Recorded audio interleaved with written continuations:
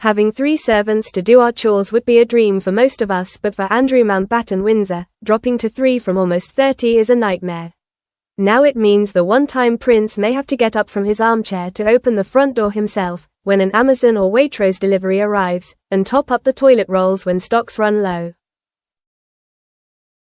When he lived at 31-room Royal Lodge in Windsor, Andrew boasted a reported 28 staff including 4 chefs, 3 valets and 2 butlers, with 5 house managers as well as gardeners and housekeepers. He even had 12 staff in his communications office. I bet they were busy over the last few years.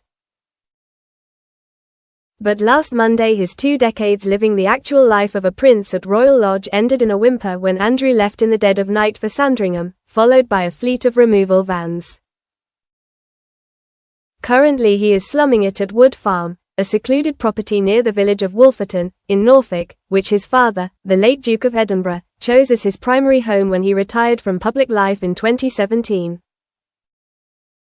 Wood Farm was also where King George V and Queen Mary sent their youngest son Prince John, who suffered from epileptic seizures, to reside out of the public gaze in 1917.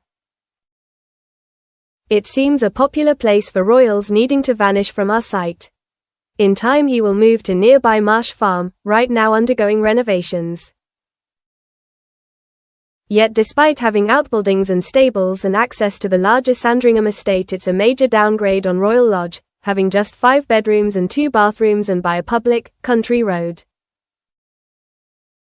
Andrew now reportedly has a skeleton staff of potentially as few as just 3 royal servants, a chef, a butler and a valet. Most of his long-term Royal Lodge staff were reportedly made redundant on generous terms.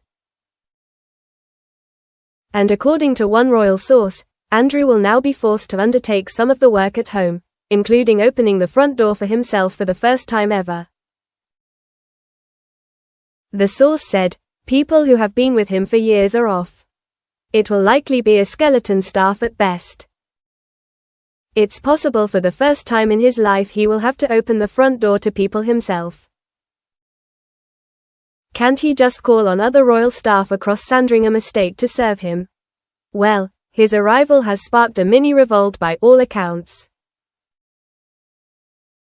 It's been claimed anxious flunkies on King Charles' Norfolk estate have been reassured they can reject serving Andrew if it makes them feel uncomfortable.